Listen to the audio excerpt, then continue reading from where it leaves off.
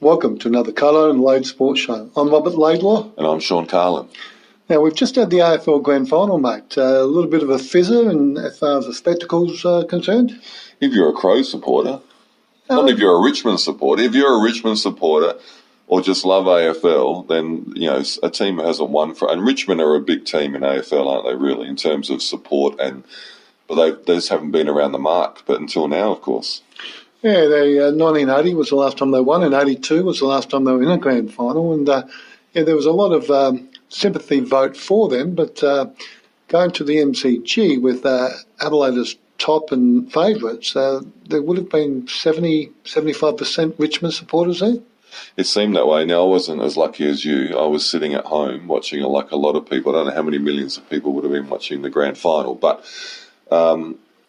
So, yeah, I mean, I was certainly going for the Crows. I want to put that on record. South Australian team for sure. Because, I mean, most of my lifetime, especially as an older, you think Richmond have always been, people have talked about them being chokers. They've been great early in the season, but when it gets down to the crunch, they haven't been there to do it. But certainly they've had a great year, as have the Crows. Mm-hmm. And looking at the finals form, I thought, Crows are sort of going to surely went in as favourites. Well, they both beat the same teams, didn't they? They both beat Geelong and the Giants. And they had good wins too. Yeah, wasn't? I mean, that was the unusual thing before the sort of grand final. I mean, even that got a bit of a blowout in the end, but there were some big wins against very good teams.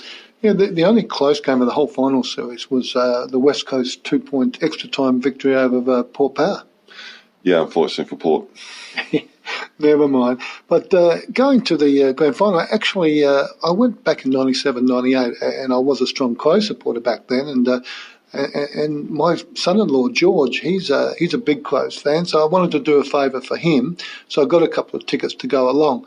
And I thought it would be nice to go to all three of the Crows grand finals. So it's been my first time since 1998 to go there. Well, 2 out of 3 wins is not bad, is it? No, it's not bad. It's not bad, but quite frankly, it didn't bother me if Richmond won or Crows won, as long as it was a good game. And unfortunately, after half time, it was one-way traffic.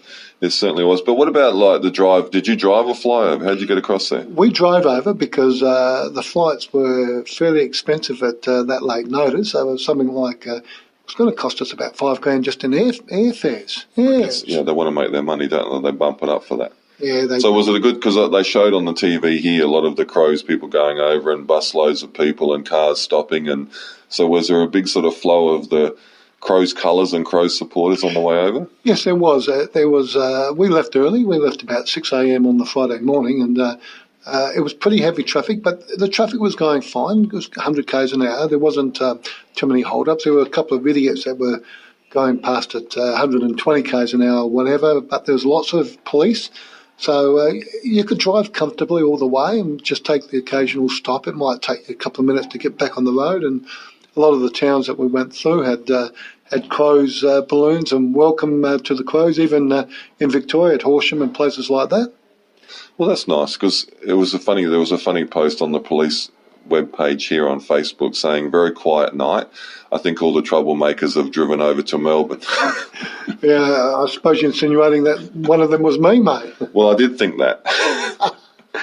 But I'll tell you, one of the highlights, I remember driving over to Melbourne a couple of years ago, and I could swear I saw this big green dinosaur. And for the life of me, I've been over a couple of times, haven't been able to see it. But this time, I've located it. It's actually just out of Horsham, on the road to Melbourne, towards Stawell, and it's about a K or two out, and it's a huge dinosaur.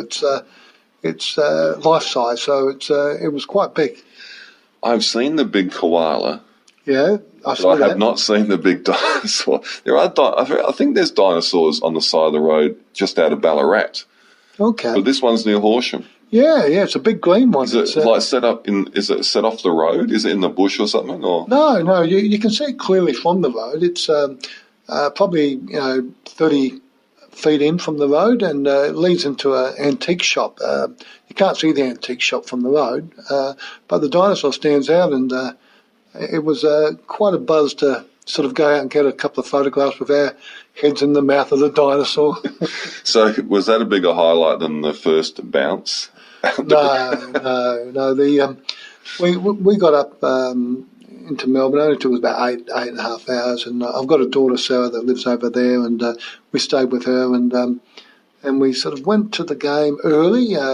George went to the grand final breakfast, and I just sort of walked around the MCG and soaked up the atmosphere, which was just tremendous. It was unbelievable. They said on the TV that they thought that maybe 70% of the crowd were there for Richmond, maybe 30% for the Crows.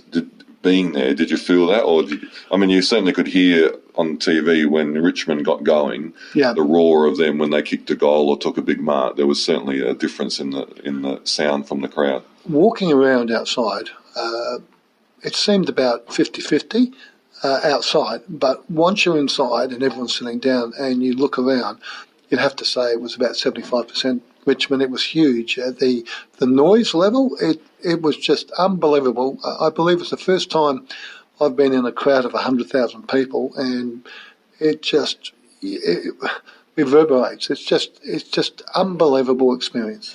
It must be. There's two things on my bucket list for Australian sport. One is to go to the grand final. Really just to be there for just the start of the game, the national anthem and the first bounce, and the other one is Bathurst, which I've got to get to before Craig Lowndes retires. So I haven't got much time. But what was it like, that sort of the national anthem and leading into the start of the game? It just seems electric on TV, but being there. Well, they had the band, the Killers, who, from my vantage point, I suppose were shielded, and it was a bit muffled, and they didn't sound that good. But I've since listened to it on the television, and that sounds a lot better. So obviously, my seats weren't conducive to that sort of. A bit better than Meatloaf. Yeah, I heard that. I went to the Meatloaf concert. Quick side story that year because I thought maybe it was just bad. Maybe it was just bad acoustics, but it wasn't. Dummy Im from the X Factor, she did the national anthem, did a fantastic job, and to watch the Crows guys sort of line up, and the Richmond guys were arm in arm, and the Crows did their hacker type stance, and the game itself, when it started, it was just, that first bounce, it was electric. It was like the whole stadium lifted as one, and it was just tingles, the way the game started, and it was, everyone was in it. And then, of course, Wally Sloan kicked the first goal after a clever kick out of a pack, and then Eddie Betts sort of pounced on a mistake, and so Crows got the first two goals. So it was a good start. It was the first good. I think they were up by 10 at the end of the first, and after that, things changed a bit. Oh yeah, it absolutely did. Everyone speaks about the Brownlow medalists, about how Dusty Martin sort of got the medal for best on ground out of sympathy. Well, I'm sorry, but that first half, he was one that set it up.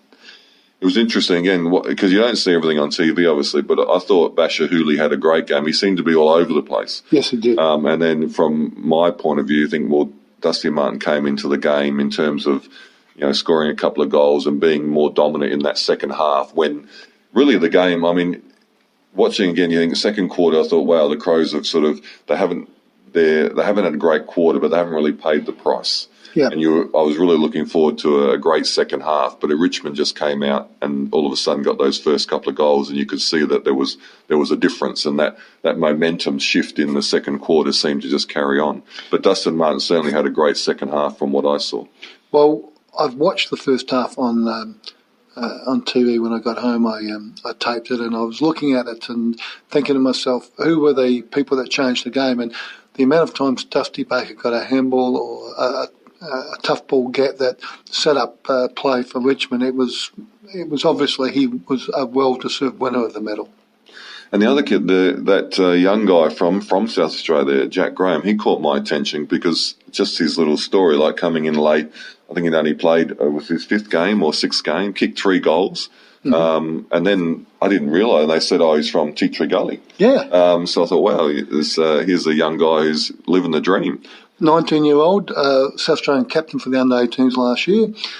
Second half, he was put on to Sloaney and did a good job on him, restricted him to about 6 possessions.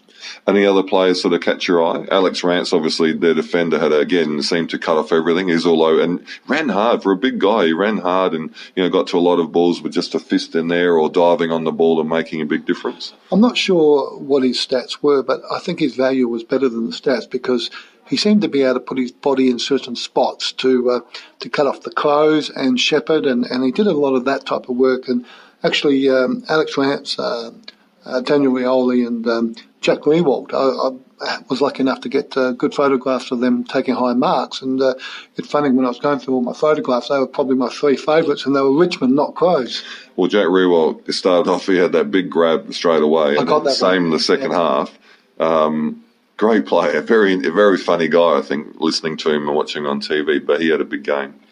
Yeah, Shane Edwards, of course, his dad, Greg Edwards, used to play for Central District, so I was pleased for him. He played a fairly good game. And their captain, Trent Cotchin, he led from the front. So, they were probably the players with Daniel Rioli, which I've mentioned, for taking the mark. They were the players that stood out for Richmond. As far as the Crows are concerned, I thought Sam Jacobs did a great job in ruck, took some good marks. A little bit disappointed with Eddie Betts, but the amount of times that Richmond held him back or did things which, normally he may have got a free kick or two for, sort of cut him out. Well, there was clearly that one in the second quarter where he was running onto the ball. That would have been, whether he would have got possession of the ball, but that was a clear hold of his arm. And that, I thought, well, guys, seriously, you've just given the hold up the other end. And this is obvious, and you let that go. So there was certainly a bit of colourful language from my lounge room then. There was a few boos emanating from the Crow supporters on that one. Charlie Cameron, I thought, he hurt his ankle, I believe, early in the game, or his calf. But he came back and he did some good things. He was exciting to watch. Rory Sloan in the first quarter kicked a couple of goals, but like we said, Jack Graham sort of cut him out in the second half. Matt Crouch was probably the Crows' best. Rory Laird played well, got caught badly holding the ball at one stage, but Matt Crouch and Rory Laird were probably the 2 better players. Jake Lever probably had a reasonable game for his goodbye game. Now he's leaving, and I was a little bit disappointed with Tex Walker. I thought he got some ball where where normally he might kick a goal or do something special, but he just seemed off his game. I think, I really don't like being critical of top-level players because, they're a great team and they deserve to be there, and it's the biggest game ever. And that's one thing that has bugged me since, this week, just on social media and in the paper about the sort of abuse or criticism that general public give to these guys. And you think, on Facebook, I think you guys are Crow supporters. Support you guys. You're not out there. You haven't been out there. Unless you've been out there, just congratulate them and commiserate with them and move on. But it just seems these days like everyone wants to have a crack at these poor guys who are working their asses off to do a great job. And it's just this way. Someone's got to win and lose a grand final. Absolutely. But, he's only one player. Now, yes, I'm a little bit critical of him, but not to the level of I haven't noticed the positives. And, I mentioned all the players that I thought did a good job. Tex, the expectations is quite high. He is a captain, and he kind of, the expectations are higher, but some of the way he kicked the ball, I think the wind played a few tricks on him.